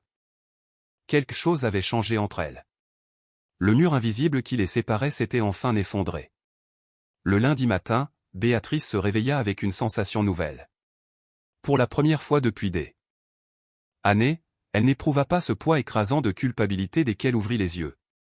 Elle se leva, fit chauffer le café et resta un moment à regarder le ciel depuis la fenêtre de la cuisine. Le bleu semblait plus clair que d'habitude, les oiseaux plus vivants, leurs chants plus nets. La vie continuait, et elle, enfin, commençait à couler avec elle au lieu de lutter contre le courant. Dans l'après-midi, à l'usine, une collègue remarqua son sourire. « Tu sembles différente aujourd'hui, Béatrice. » Elle ne s'en était même pas aperçue. Elle pensait simplement à la visite de Sophia. À sa promesse de revenir. La collègue, Teresa, une femme aux cheveux gris, lui confia qu'elle aussi avait perdu un fils, il y a longtemps, dans un accident de moto. Béatrice l'écouta attentivement. Et, pour la première fois, elle trouva des mots de réconfort qui ne sonnaient pas vides. Elle savait maintenant qu'on pouvait survivre à la douleur, qu'il était possible de continuer à vivre sans trahir la mémoire de ceux qui étaient partis. Le mercredi, en fin d'après-midi, le téléphone sonna. Un numéro inconnu s'afficha. Béatrice hésita, son doigt suspendu au-dessus du combiné. Une intuition lui souffla de répondre. « Allô ?» Une voix tremblante murmura à l'autre bout du fil. « Madame ? Je suis Mariana Lopez. Ma mère m'a donné votre numéro. Elle m'a dit que vous vouliez me parler. » Le cœur de Béatrice se mit à battre plus fort. « Oui, Mariana. Je veux te voir. Peux-tu venir ?» Un silence long et fragile suivit, chargé de tout ce qui restait à dire. Le destin semblait retenir son souffle. La rencontre du pardon. Mariana resta un long moment silencieuse avant de répondre. Sa voix finit par surgir, fragile, tremblante. « Je ne sais pas si je peux, je ne sais pas. Quoi vous dire ? J'étais là, c'est moi qui ai organisé cette fête. C'est à cause de moi que Daniel et Roberto sont morts. » Sa voix se brisa sur les derniers mots, et Béatrice entendit des sanglots. Étouffée à l'autre bout du fil. Elle inspira profondément avant de parler, pesant chaque mot comme une caresse. « Ce n'était pas ta faute, Mariana. C'étaient des enfants, des jeunes qui faisaient ce que font les jeunes. Personne n'a voulu que cela arrive. Personne n'a souhaité qu'un incendie éclate ni que quelqu'un meure. C'était un accident terrible, mais rien de plus. » « Mais si je n'avais pas organisé cette fête ?» répliqua Mariana en larmes. « Si je ne leur avais pas dit de venir dans cette maison ?» Béatrice l'interrompit doucement, répétant les mots que Lupuis avait autrefois adressés. Et si le propriétaire avait démoli la maison plus tôt ? Et si l'inspecteur avait fait son travail ? Et si le câblage n'avait pas été défectueux ? Nous pourrions inventer 100 versions différentes, mais aucune ne changera ce qui s'est passé. La seule chose que nous pouvons encore transformer, c'est la manière dont nous vivons avec cette douleur. Mariana pleurait sans chercher à se retenir. Béatrice se tut, lui laissant le temps de laisser retomber les larmes, de respirer, de comprendre. Enfin, la jeune fille murmura. « Vous ne me tenez vraiment pas pour responsable ? » « Vraiment, » confirma Béatrice. « Ni Lup ni moi ne te blâmons. Nous voulons te voir, te dire que nous te pardonnons. Tu peux cesser de te punir maintenant. » Elles convinrent de se retrouver. Le samedi suivant, dans le petit parc non loin de la maison de Mariana. Quand Béatrice appela Lup pour lui annoncer la nouvelle, son ami éclata en sanglots de joie. Une nouvelle fissure venait d'apparaître dans le mur de la douleur. Un pas de plus vers la guérison. Les jours suivants, Béatrice partagea son temps entre son travail et les visites chez Lup. Elles commencèrent à préparer la suite, retrouver les autres familles, celles qui n'avaient pas encore répondu, 4 en tout. Des survivants, des jeunes hommes brisés par la culpabilité et le traumatisme de cette nuit maudite. Lup avait réussi, avec patience et persévérance, à trouver des adresses, même sans numéro de téléphone. Maintenant, avec Béatrice à ses côtés, elle se sentait assez forte pour franchir cette nouvelle étape. Le vendredi soir, alors que Béatrice rangeait la cuisine après le dîner, quelqu'un frappa à la porte. Surprise, elle alla ouvrir. Sur le seuil se tenait Jésus. Il portait les mêmes vêtements simples que toujours, et son sourire apaisant réchauffa la pièce. « Puis-je entrer ?» demanda-t-il doucement. Béatrice s'écarta sans hésiter. Il entra et s'assia. La table de la cuisine, comme s'il y avait déjà pris place 100 fois auparavant. Elle lui servit du café. L'eau bouillonnait sur le feu, emplissant la pièce d'une chaleur tranquille. Lorsqu'ils furent assis face à face, Béatrice osa enfin poser la question qui la hantait depuis des jours. « Pourquoi moi ? Pourquoi m'as-tu cherché ?» Jésus but une gorgée avant de répondre. « Parce que ton cœur était prêt. Il avait assez souffert pour s'ouvrir à la compassion. Et parce que tu devais apprendre que la douleur n'est pas la fin de ton histoire, seulement un chapitre de ton livre. Béatrice caressait la tasse entre ses mains, comme pour se donner du courage. J'ai beaucoup pensé à ce que tu as dit à propos de Daniel et de Roberto, que, dans leurs derniers instants, ils n'étaient pas seuls. Jésus hocha lentement la tête. Personne n'est jamais seul à ce moment-là, même si cela en a l'air. Il y a toujours quelqu'un, quelque chose, de l'autre côté. Toujours des bras prêts à accueillir. Tu les as vus? Demanda Béatrice d'une voix tremblante. As-tu revu Daniel? Jésus leva vers elle ses yeux profonds, des yeux où semblait se refléter toute la mémoire du monde. Je le vois chaque jour. Il est dans le rire d'un enfant, dans chaque jeune qui tend la main à un autre, dans chaque geste de bonté qui éclaire ce monde. La mort ne met pas fin à ce que nous sommes. Elle ne fait que déplacer notre présence. Les larmes de Béatrice coulèrent sans retenue. Mais ce n'étaient pas des larmes de douleur, c'étaient celles d'un apaisement inattendu, d'une gratitude timide. Un mélange de nostalgie et de soulagement, la tendresse complexe d'un amour qui survit à l'absence. Jésus changea doucement de ton. Demain, tu verras Mariana. Elle a besoin d'entendre ce que tu as à lui dire, mais aussi ce que Daniel a à lui dire. Béatrice fronça les sourcils. Comment pourrait-elle entendre Daniel? Il sourit avec bienveillance. Par toi. Quand tu lui parleras, ce ne seront pas seulement tes mots. Ce seront aussi les siens. Il veut qu'elle sache qu'il va bien, qu'il lui pardonne, qu'elle peut continuer à vivre sans se charger de culpabilité. Comment peux-tu en être sûr? Parce qu'il me l'a dit, répondit Jésus simplement, et parce que je connais son cœur. Daniel était un garçon bon. Jamais il n'aurait gardé de rancune contre une amie qui a commis une erreur. Un long silence les enveloppa. Le tic-tac de l'horloge semblait battre au rythme des pensées de Béatrice. Une question monta en elle, fragile. Presque honteuse. Est-ce que je le reverrai un jour? Jésus posa sa main sur celle de la mère. Tu le reverras, oui. Le jour venu, il sera là pour t'accueillir. Mais ce jour n'est pas encore arrivé. Pour l'instant, ta place est ici, aider ceux qui, comme toi, traversent le chagrin. Leur montrer qu'on peut survivre à la douleur la plus terrible. Béatrice hocha la tête. Dans son cœur, une paix nouvelle venait d'éclore, discrète mais réelle. Jésus finit son café, se leva et se dirigea vers la porte. Avant de partir, il se retourna. Sophia aussi doit entendre cela. Elle doit savoir que Daniel va bien, qu'il vous aime toutes les deux, qu'il veut vous voir heureuse. C'est toi qui le lui diras? Il fit non de la tête. Non, ce sera toi. Tu as déjà les mots. Il ne te manque plus que le courage de les prononcer. Et sans un adieu, il quitta la maison. Béatrice resta debout sur le pas de la porte, observant la rue silencieuse. Une brise légère agitait les feuilles, un chien aboyait au loin.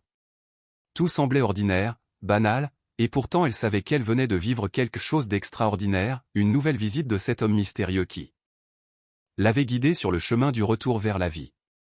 Le samedi matin s'éveilla sous un ciel gris, chargé de nuages lourds de pluie.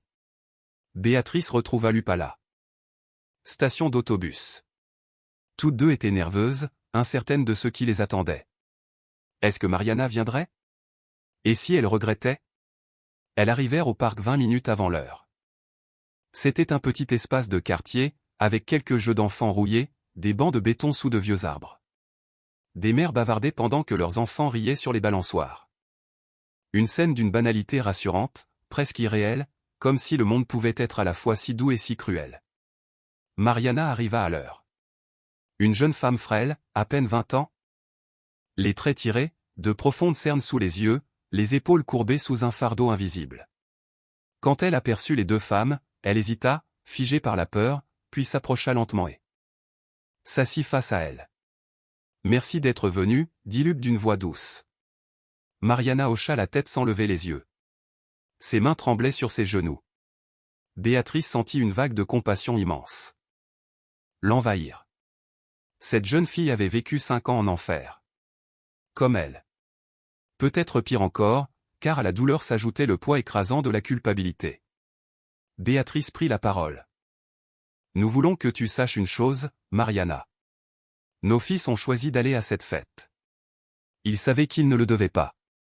Ils savaient que leur mère leur avait dit non.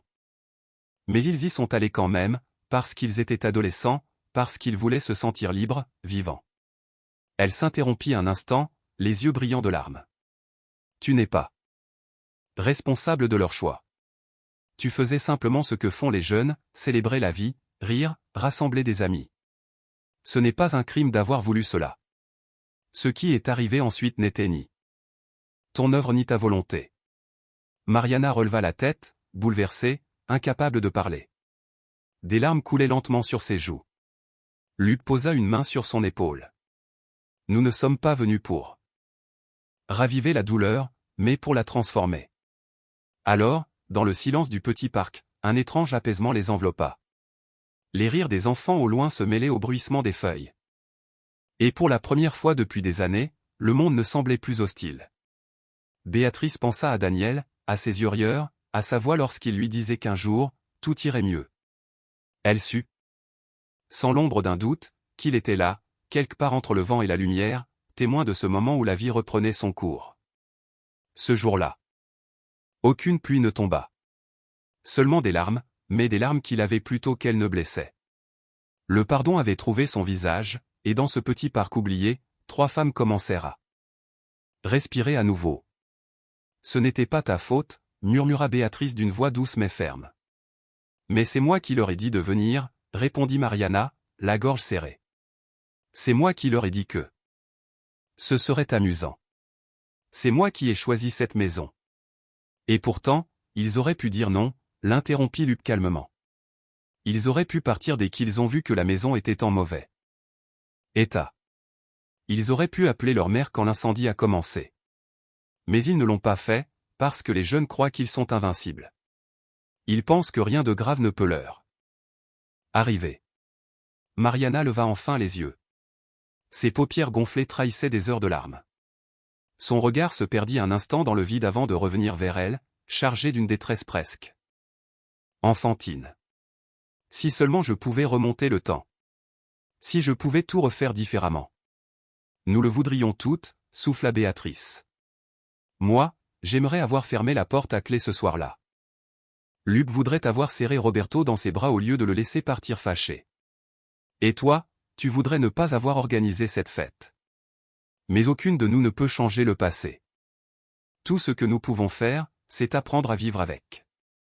Mariana cacha son visage entre ses mains et éclata en sanglots. Béatrice et Luc se levèrent sans un mot et l'enlacèrent. Toutes 3 pleurèrent longuement, sous les arbres du petit parc, tandis que les cris joyeux des enfants jouant autour d'elles semblaient venir d'un autre monde.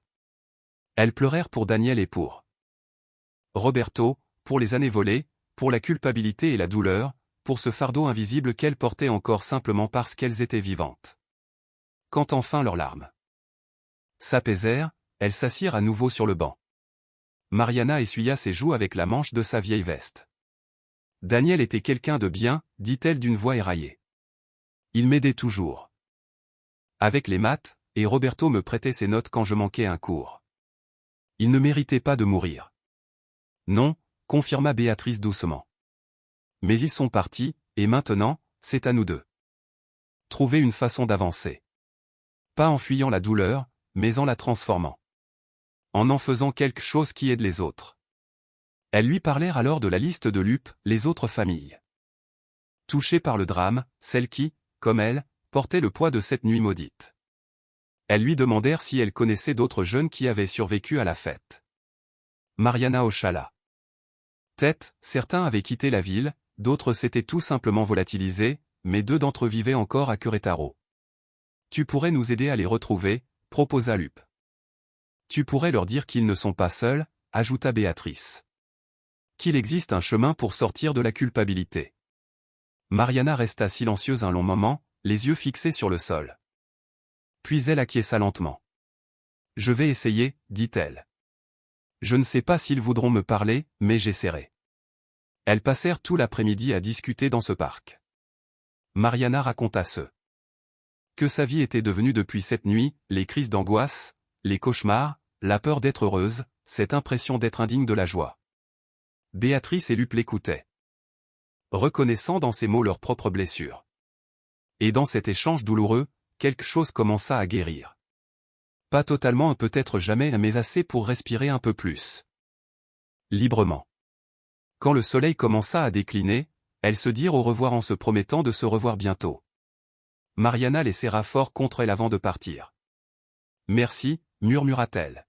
« Merci de ne pas me haïr. »« Nous ne t'avons jamais haï » répondit Béatrice en la regardant droit dans les yeux.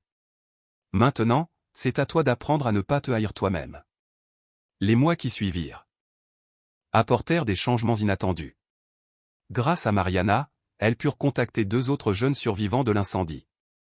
L'un avait sombré dans la drogue pour tenter d'oublier, l'autre s'était réfugié dans une autre ville, prisonnier de sa culpabilité. Peu à peu, un réseau fragile mais vivant se forma, des êtres blessés, liés par la même douleur, cherchant à reconstruire leur vie. Lupe et Béatrice devinrent inséparables. Ensemble, elles rendaient visite à d'autres familles endeuillées, écoutaient leurs histoires, partageaient les leurs. Et chaque fois qu'elles racontaient ce qu'elles avaient traversé, le poids sur leurs épaules devenait un peu plus léger. Non, la souffrance ne disparaissait pas, elle changeait simplement de forme. Elle devenait quelque chose qu'elle pouvait porter sans en être écrasée. Sophia, la fille de Béatrice, tint sa promesse, elle vint plus souvent. Parfois pour un week-end entier, parfois juste pour la journée. Chaque visite rapprochait un peu plus mère et fille. Elle parlait de Daniel sans peur. Elle se souvenait de ses farces, de ses petites manies. Et bientôt, leurs rires prirent la place des larmes.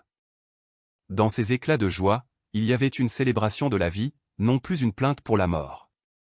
Un après-midi de septembre, Béatrice reçut un appel de Teresa, une collègue de la maquiladora. Qui avait elle aussi perdu un enfant. Teresa avait entendu parler de ce que Béatrice et Lupe faisaient et voulait se joindre à elle. Elle connaissait d'autres mères et des femmes ayant perdu leur enfants dans des accidents, des maladies, ou à cause de la violence. Toutes portaient des fardeaux invisibles. C'est ainsi que naquit le groupe. Elles commencèrent à se réunir une fois par mois dans la petite salle prêtée par le curé de la paroisse. Au début, elles n'étaient que 5 femmes. Puis d'autres les rejoignirent. Et un jour, des pères franchirent aussi la porte, des hommes qui, pendant des années, avaient caché leur peine, persuadés qu'un homme ne devait pas montrer de faiblesse. Jamais Béatrice n'aurait imaginé diriger quoi que ce soit, mais elle découvrit qu'elle possédait un don, celui d'écouter sans juger, de créer un espace sur où les autres pouvaient déposer leur douleur. Et chaque fois qu'une nouvelle personne arrivait, brisée, au bord du désespoir, Béatrice se souvenait de ce jour au marché, quand un inconnu lui avait dit « Tes enfants sont toujours près de toi ». Depuis, elle ne revit plus jamais Jésus en chair et en os. Mais elle sentait sa présence, discrète, bienveillante, dans les instants les plus simples, le sourire d'un enfant inconnu, le regard reconnaissant d'une mère, la lumière d'un matin colorant le ciel d'or et de rose. Elle savait qu'il tenait parole, il l'accompagnait encore, d'une manière que les yeux ne pouvaient voir. Octobre arriva, et avec lui, l'anniversaire du drame. 6 ans déjà depuis la nuit de l'incendie. Mais Béatrice n'en avait plus peur. Cette date n'était plus une plaie béante, c'était devenu une veillée. Non plus un jour de larmes, mais un jour d'hommage, de mémoire, de lumière. On n'y pleurait plus seulement Daniel et Roberto, mais tous ceux qui étaient partis trop tôt. Le 31 octobre, à l'aube, Béatrice se leva avant le soleil. Elle prépara du café et s'assit près de la fenêtre. Le ciel clair promettait une journée magnifique. Elle pensa à Daniel, il aurait eu 22 ans cette année. Elle songea à tout ce qu'il n'avait pas vécu, mais aussi à tout ce que sa courte vie avait semé dans le cœur des autres. Lupe arriva en fin de matinée, les bras chargés de fleurs et de bougies. Elles avaient tout planifié, d'abord, se rendre sur les lieux de l'incendie. Comme l'année précédente. Mais cette fois, elles ne seraient pas seules. Elles avaient invité tout le groupe, les familles rencontrées, les jeunes survivants, les parents endeuillés. Quand elles atteignirent le terrain vague, une foule les attendait déjà. Mariana était là, aux côtés de sa mère. Teresa, main dans la main avec son mari. Les 2 garçons survivants de la fête. Et tant d'autres visages connus, unis par une douleur partagée. Ensemble, ils formèrent un cercle autour de la vieille clôture rouillée, la même où, l'année précédente, Béatrice et Lupe avaient laissé les croix de bois. Le vent léger soulevait les pétales des fleurs, les rires timides se mêlaient aux larmes silencieuses. Et pour la première fois depuis 6 ans, Béatrice sentit une paix profonde s'installer dans son cœur. Ce n'était pas l'oubli, jamais l'oubli, mais la certitude que l'amour, plus fort que la mort, avait trouvé la façon de renaître. Les croix étaient toujours là. Usées par le temps mais debout, fières et silencieuses face au vent. Quelqu'un, pensait Béatrice, devait en avoir pris soin tout au long de l'année. Elle ne savait pas qui, mais cette simple attention fit naître en elle une émotion profonde, une gratitude silencieuse qui lui serra la gorge. Autour d'elle, chacun allumait une petite bougie et la déposait sur le sol. Peu à peu, le terrain vague s'illumina de dizaines de flammes vacillantes, leur lueur dorée dansant au rythme de la brise du matin. L'air sentait la cire fondue et la terre humide. Luc prit la parole la première. Sa voix était douce, un peu tremblante, mais pleine d'une sérénité nouvelle. Elle parla de Roberto, de son fils, de son rire contagieux, de sa générosité, de cette lumière qu'il laissait derrière lui. Raconter son histoire ne lui faisait plus mal comme avant, la douleur n'avait pas disparu, mais elle s'était adoucie, transformée en tendresse. Désormais, elle pouvait évoquer Roberto avec amour au lieu de le faire avec ce chagrin paralysant qui jadis la consumait. Quand vint le tour de Béatrice, le silence se fit autour d'elle. Elle parla de Daniel, de sa bonté, de ce sourire qui éclairait les jours les plus sombres. Elle rappela le courage qu'il avait eu dans ses derniers instants, tentant de sauver d'autres vies alors que la sienne s'éteignait. Puis elle évoqua aussi Jésus.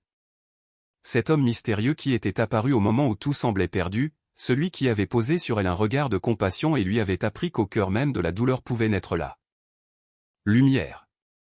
Certains parmi les présents comprenaient qu'elle parlait d'un homme réel, d'autres pensaient qu'il s'agissait d'un ange ou d'un messager du ciel. Mais tous, sans exception, saisirent le sens profond de ces paroles, le chagrin n'est pas la fin de l'histoire. Il existe un chemin vers la guérison, pour peu qu'on ose y poser les pieds. Mariana prit la parole à son tour. Sa voix tremblait comme une flamme fragile. Elle remercia Béatrice et Luc de lui avoir montré qu'elle aussi avait droit au pardon. Elle parla de Daniel et de Roberto, de l'amitié qu'ils lui avaient offerte, et promit de vivre sa vie de manière à honorer leur mémoire. Ces mots étaient simples, mais chacun résonnait avec une vérité pure, celle de ceux qui ont traversé la nuit et commencé à entrevoir l'aube. Ils restèrent là des heures entières. Certains pleuraient doucement, d'autres souriaient en se souvenant de moments heureux. Tous, d'une manière ou d'une autre, trouvaient du réconfort dans cette communauté silencieuse. Il n'y avait plus de solitude dans leur douleur. Chacun comprenait désormais que d'autres portaient un fardeau semblable, et que, lorsqu'on se soutient, la peine devient un peu plus légère. Lorsque le soleil commença à descendre vers l'horizon, quelqu'un proposa que cette rencontre se répète chaque année. Que le 31 octobre ne soit plus seulement un jour de peur et de festivité vide de sens, mais un jour de souvenirs et de gratitude. Un jour pour allumer des bougies, pour parler des absents avec amour, pour transformer la mort en mémoire vivante. Tous approuvèrent, et c'est ainsi qu'une nouvelle tradition naquit ce soir-là, un rituel de mémoire, de lumière et de guérison qui, avec le temps, s'enracinerait profondément dans leur cœur. Cette nuit-là, Béatrice rentra chez elle épuisée mais apaisée. Elle s'assit devant le petit autel de Daniel et alluma une bougie. La flamme éclaira la photo de son fils, son sourire lui parut soudain plus doux, presque vivant. Elle sentit une chaleur tranquille envahir son cœur. Le vide immense qui l'habitait depuis des années n'avait pas disparu, mais il n'était plus un gouffre. C'était une absence apaisée, une place réservée à l'amour. Un bruit léger attira son attention. De fines gouttes de pluie commençaient à frapper la fenêtre, traçant des lignes argentées sur la vitre. Béatrice se leva et ouvrit la fenêtre, l'air frais entra, portant avec lui l'odeur de la terre mouillée. Et alors, elle le sentit, une présence douce et bienveillante derrière elle. Comme si une main invisible se posait sur son épaule. Elle se retourna, mais ne vit personne. Pourtant, elle savait. C'était lui. Jésus était là, fidèle à sa promesse, veillant sur elle. Elle entendit une voix non pas avec ses oreilles, mais avec quelque chose de plus profond, une résonance intérieure mêlée au murmure de la pluie. Tu as bien agi, Béatrice. Daniel est fier de toi. Roberto est fier de Luc. Et tous ceux qui ont traversé ta vie te remercient. Les larmes montèrent, mais ce n'étaient plus des larmes de douleur. C'était une gratitude immense. Une paix nouvelle, une émotion douce et lumineuse. Béatrice regarda la nuit mouillée et murmura. Merci, merci de ne pas m'avoir laissé seule quand j'en avais le plus besoin. La présence demeura. Un instant encore, puis se dissipa lentement, comme la fumée d'une bougie qui s'éteint. Béatrice referma la fenêtre et resta là, debout, respirant profondément. Elle comprit que Jésus ne reviendrait plus sous forme visible. Désormais, il vivait en elle. Elle n'avait plus besoin de signes. Ses paroles, son regard, sa paix étaient devenus sa boussole intérieure. Les jours suivants s'écoulèrent. Dans un calme étrange. Béatrice sentait qu'un cycle s'était achevé et qu'un autre commençait. Un matin, sa fille Sophia l'appela, la voix pleine d'une joie timide, elle avait rencontré quelqu'un. Un jeune homme bon et attentionné. Béatrice écouta avec bonheur. Pour la première fois, elle sentit que Sophia se permettait d'être heureuse sans culpabilité, sans le poids du passé. Lup, elle aussi, avait changé. Elle avait commencé à ranger la chambre de Roberto, non pas dans un élan brusque, mais doucement, avec respect. Elle donna ses vêtements à des familles du quartier, offrit ses livres. La bibliothèque communautaire, et conserva dans une boîte quelques objets précieux, une montre, un carnet, une photo d'enfance. Puis, pour la première fois depuis 6 ans, elle ouvrit les fenêtres. Le soleil entra, le vent fit voler les rideaux, et la chambre reprit vie. Le petit groupe continua de grandir. Chaque mois, de nouvelles personnes se joignaient à elle. Certaines venaient simplement pour pleurer sans honte, d'autres cherchaient un signe, un mot d'espoir, la preuve qu'il est possible de survivre à la perte la plus déchirante. Dans cet espace de partage, toutes trouvaient quelque chose, un regard compatissant, une histoire semblable à la leur, une étincelle d'espérance. Béatrice ne revit jamais Jésus marchant dans les rues, mais elle le voyait autrement. Dans chaque geste de bonté, dans chaque élan de tendresse, dans chaque mère serrant une autre dans ses bras, dans chaque jeune qui décidait de vivre plutôt que d'abandonner. Elle le voyait dans les matins dorés où le ciel s'embrasait de couleurs irréelles, dans la pluie qui purifiait les rues, dans les fleurs éclatantes qui poussaient à travers les fissures du béton. Jésus était là, partout où renaissait la vie. Et chaque 31 octobre, Béatrice, Lup, Mariana et les autres se retrouvaient sur ce même terrain vague. Ils allumaient leurs bougies, priaient, se souvenaient, remerciaient. Ce lieu, autrefois marqué par la tragédie, était devenu un sanctuaire de lumière. Ils savaient désormais que l'amour ne disparaît pas, il change simplement de forme. Les morts ne partent pas vraiment. Ils demeurent près de nous, invisibles mais présents, dans chaque souffle, chaque sourire, chaque pardon. Les croix de bois restèrent fixées à la clôture année après année, témoins silencieux de tout ce chemin parcouru. Elle rappelait à tous que la mort n'est pas la fin, mais un passage, et qu'au-delà, quelqu'un nous attend, les bras ouverts. Chers frères et sœurs, merci d'avoir accompagné cette histoire jusqu'à son terme. Avez-vous, vous aussi, vécu un jour ce moment où il a fallu vous pardonner, apprendre à vous aimer malgré vos fautes? Souvenez-vous, Dieu est toujours là. Même dans les ténèbres les plus épaisses. Et parfois, la lumière que nous cherchons ne vient pas du ciel, mais du feu doux que nous rallumons ensemble, dans nos cœurs.